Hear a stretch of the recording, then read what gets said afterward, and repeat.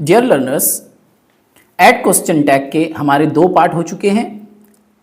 First part में हमने rules को बताया था। सेकंड पार्ट में हमने जो हेल्पिंग वर्ब होते हैं उनका क्वेश्चन टैग किस तरीके से बनता है, नॉट उनके साथ कैसे यूज़ किया जाता है, वो तमाम हेल्पिंग वर्ब्स को नॉट के साथ आपको लिख के बताया था।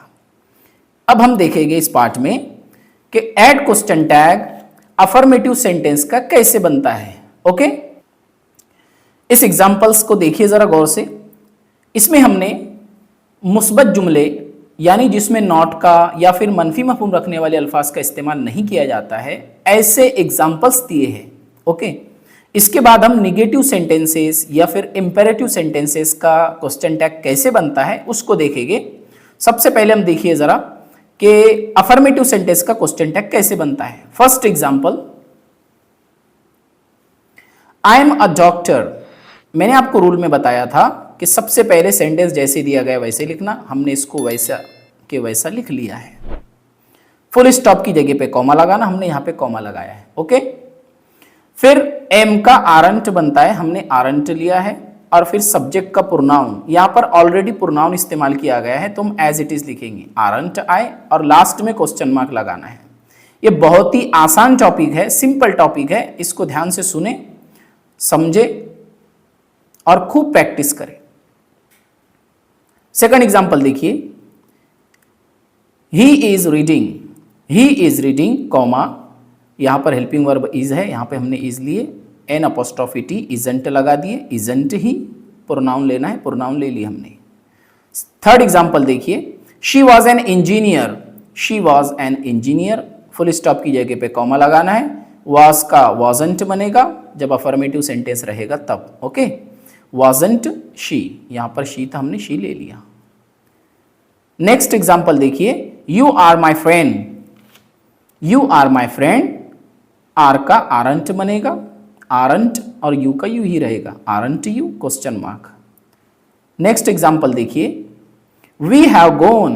वी हैव गोन, हैव का हैवंट बनता है, हैवंट वी, यहां पर प्रोनाउन वी है, हमने वी लिया यहां पर और लास्ट में क्वेश्चन मार्क। नेक्स्ट एग्जांपल देखिए, it has flown. It has flown comma, has का हैजंट, हैजंट, इट का it, hasn't it question mark. Okay, Faiz will come.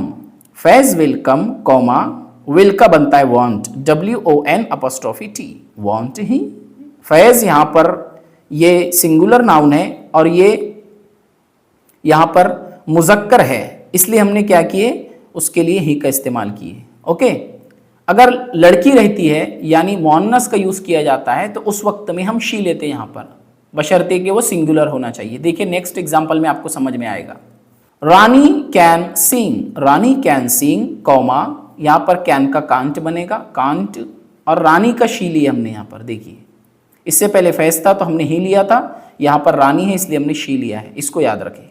Okay, next example देखिए, they must try. They must try comma, mustn't they, mustn't they, must का mustn't बनता है, remember. Okay, next example देखिए, my brothers were happy.